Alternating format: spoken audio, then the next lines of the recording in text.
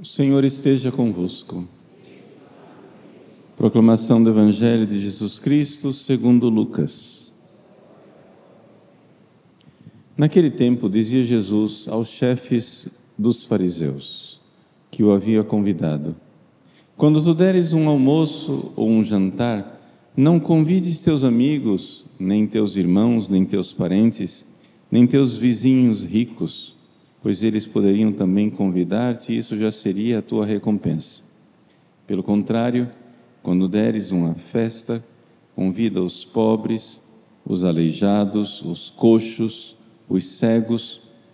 Então tu serás feliz, porque eles não te podem retribuir. Tu receberás a recompensa na ressurreição dos justos. Palavra da salvação.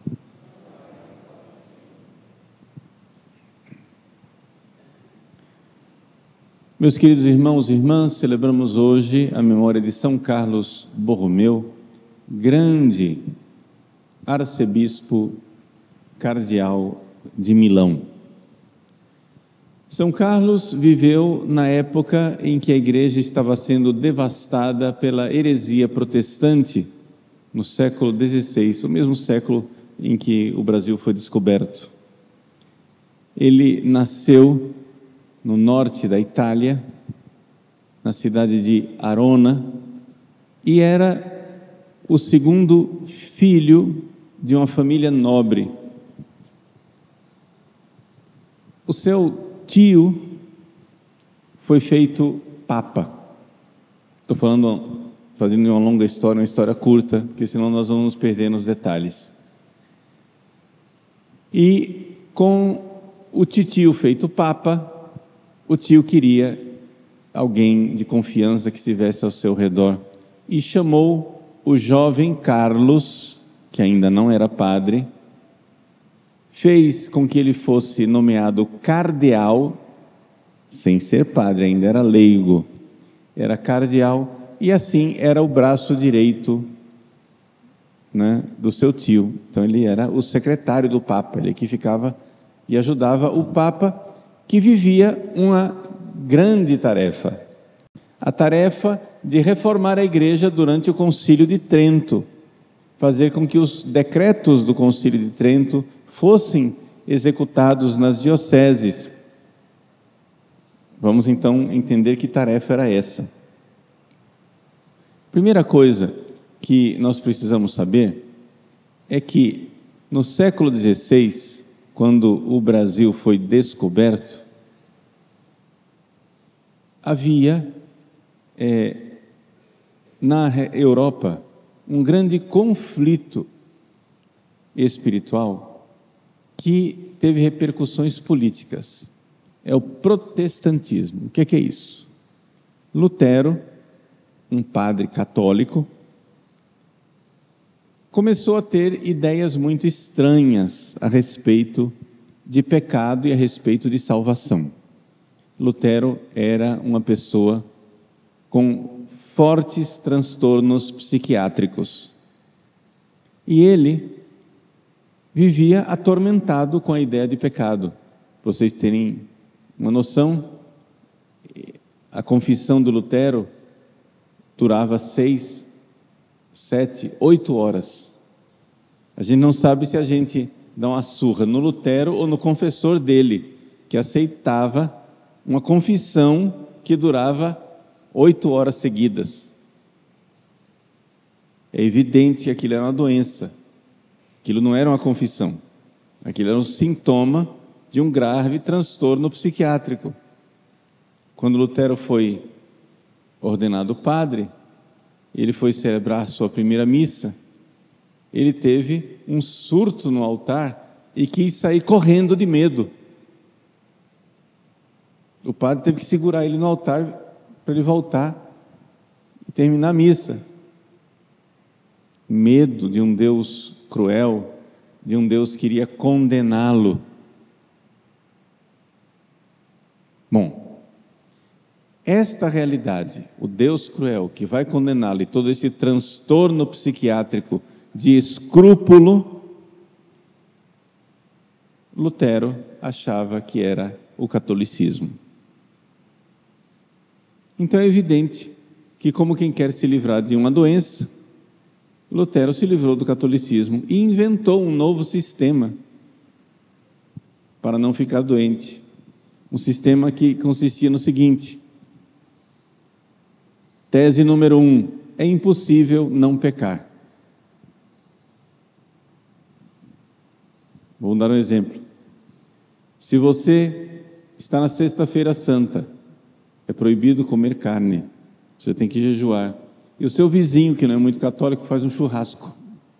Você sente o cheiro da carne assando, e você fica com a boca salivando e com vontade de comer carne. Qualquer católico normal diria: o que é isso? Tentação. O que é isso? Concupiscência da carne. O que é isso? Pecado? Não, de jeito nenhum. Qualquer católico normal da cabeça diria: isso não é pecado. Eu não pequei, porque eu senti o cheiro do churrasco e tive vontade de comer churrasco, eu não pequei. Mas o doido do Lutero e os formadores dele, que eram todos meio doidos também, diziam que isso era pecado. Ou seja, a própria concupiscência já era pecado. É evidente que você enlouquece com uma coisa dessas. É evidente que você vai ficar doido. Faltou um bom confessor, faltou um bom diretor espiritual, faltou uma pessoa sensata, fiel à moral da igreja, que não fosse um doido liberal, mas também que não fosse um rigorista maluco, que colocasse Lutero de volta e dizer: não, meu filho, isso daí que você está sentindo não é pecado. Evidente que as confissões dele duravam 8 horas, porque qualquer sentimento desordenado que ele tinha era pecado.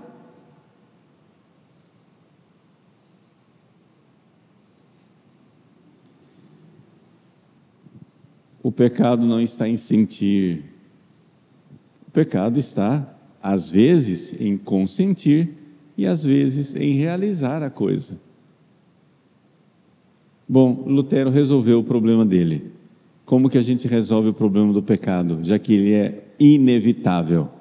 É o seguinte: peca, peca, peca, mas você crê que Jesus é bom e perdoa você. Acabou. Basta você ter uma confiança na misericórdia de Deus, embora você seja um pecador e totalmente sem noção.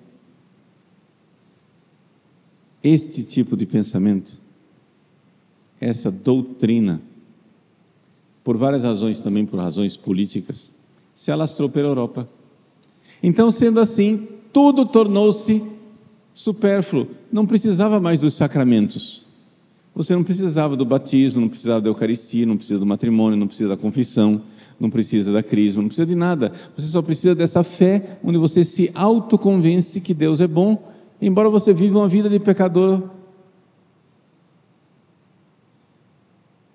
Foi assim que Lutero interpretou: o justo vive pela fé.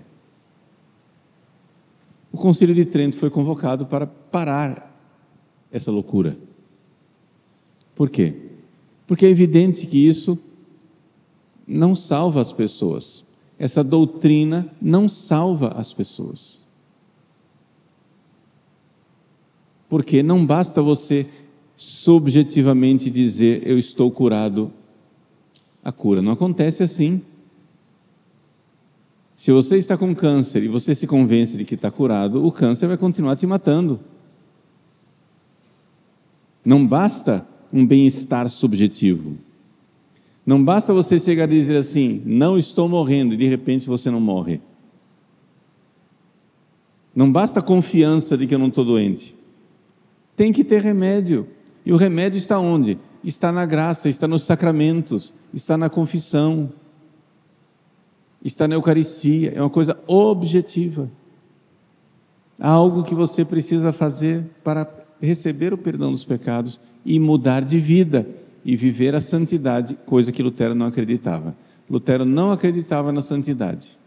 Ontem, solenidade de Todos os Santos, nós celebramos a alegria de ser católicos e saber que a santidade, ela não somente é possível, ela é o projeto de Deus para nós. Deus quer que nós amemos. Deus quer que nós sejamos diferentes. O jovem Carlos, então, em Roma, estava ajudando o seu titio, que era o Papa, não é? Para implantar essas coisas do Concílio de Trento, levar as pessoas aos sacramentos, mas para isso havia uma grande dificuldade. E a dificuldade eram os resquícios daquilo que a Igreja Católica vivia no fim da Idade Média. Na Idade Média, houve um problema interno na Igreja, que é o fato de que a Igreja, ela teve muito sucesso. Mas como assim, padre? O sucesso foi o problema? Sim. A Igreja, no início, ela era perseguida. Para você ser católico, você precisava ter muita opinião. Mas, de repente, todo mundo começou a virar católico e a Igreja começou a influenciar os reis, os nobres, as pessoas poderosas, etc. E então, os papas e os bispos se tornaram pessoas muito influentes, no sentido positivo, porque pregavam e os reis obedeciam. Logo, algum espertinho pensou e disse assim: opa, e se eu for papa? E se eu for bispo? Será? Vamos lá. Ser papa e ser bispo tornou-se então um projeto de poder. E as pessoas começaram a querer aquela influência que a igreja tinha. Então, a igreja estava cheia de padres e bispos que não tinham vocação, mas que estavam lá simplesmente porque aquilo era uma posição social invejável. E o Concílio de Trento precisava fazer com que os padres e bispos voltassem a ser aquilo que eles eram: pastores de almas. Vai cuidar das ovelhas. Foi então que o Carlos, o jovem Carlos, na sua vida, teve que tomar uma grave decisão. O irmão mais velho dele morreu. Portanto, quem que era o herdeiro da família? Agora era ele, que era o segundo. A família então pediu ao Papa: Papa, já que ele não é padre ainda, dispensa ele do cardinalato, ele deixa de ser cardeal e ele vem aqui para se casar e levar a família para frente. O Carlos chegou e disse: não, senhor, minha vocação é na igreja. Então, depois de muita briga, ele foi ordenado padre, depois foi escolhido como arcebispo de Milão. Estou fazendo uma longa história, uma história curta. E vejam só que coisa extraordinária. Uma vez que ele foi feito arcebispo de Milão, Milão é uma cidade que fica no norte da Itália. Hoje ela é muito importante por causa da indústria, etc. Naquela época não era tão importante assim. Era parte do Império Germânico, ou seja, era dominada pelos espanhóis, Carlos V, que lutou contra Lutero, etc. O nosso São Carlos, feito arcebispo de Milão, ele chegou e disse para o Papa: tio, eu vou tomar posse da minha diocese. E o tio se descabelou e disse: não, eu fiz você arcebispo de Milão para você ficar aqui comigo em Roma e me ajudar. Eu só fiz você arcebispo para você ser importante. Disse: não, mas as almas das pessoas lá em Milão precisam de um bispo. Mas de jeito nenhum, tio, nós estamos fazendo o Concílio de Trento para convencer os bispos que eles precisam ir lá cuidar das suas ovelhas.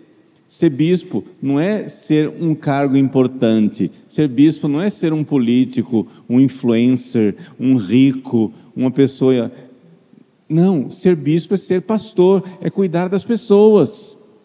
Eu vou tomar posse da minha diocese. Depois de muita conversa,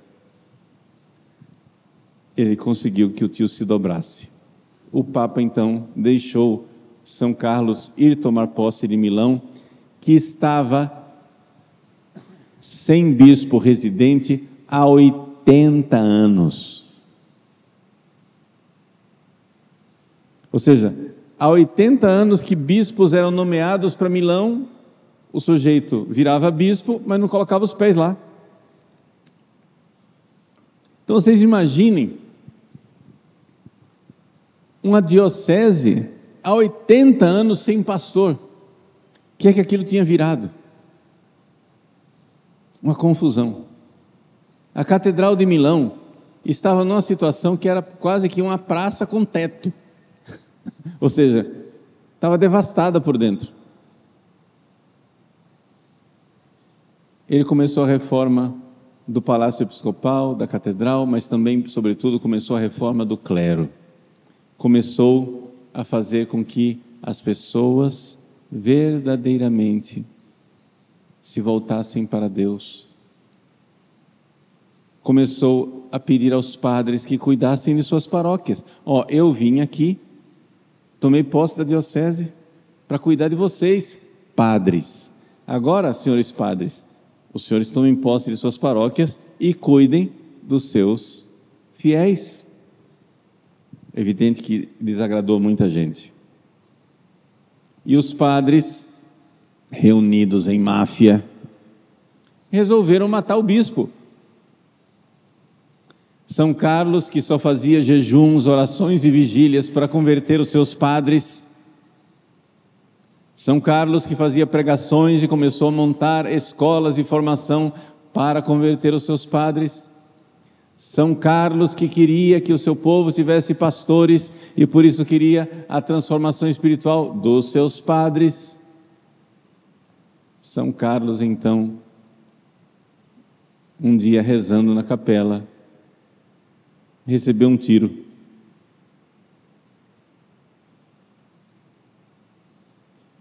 Não morreu, ficou ferido. Mas vejam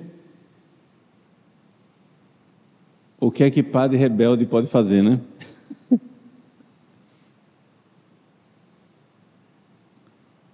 O bispo tentou pôr ordem na diocese e os padres mandaram matar o bispo.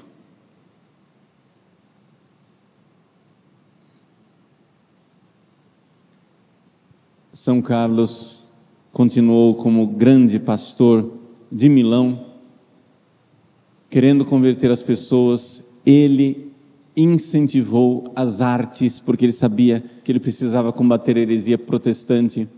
Ele quis que a música sacra fosse incentivada, por isso Palestrina, o grande, compositor Palestrina, incentivado por São Carlos, pintores que desenhavam as coisas e faziam com que as pessoas enxergassem as cenas da paixão de Cristo, da vida dos mártires, dos santos, etc., para se converterem, para serem verdadeiramente de Deus, etc. Todo aquele movimento cultural, reforma do clero, arte, tudo isso também com uma grande caridade para com as pessoas.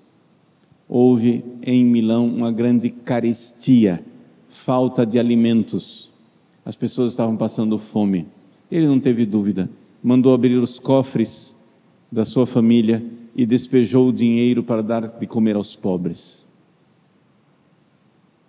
Depois da fome, a peste. Da Hungria veio a peste negra, que contaminou Milão. O saldo final foram mais de 17 mil pessoas mortas, numa cidade que era pequena na época. Não se podia reunir as pessoas dentro da igreja para rezar por causa do contágio da peste. São Carlos o que fez? Mandou erigir colunas nas praças abertas para as pessoas terem um lugar para rezar. Mandou celebrar missas nas praças.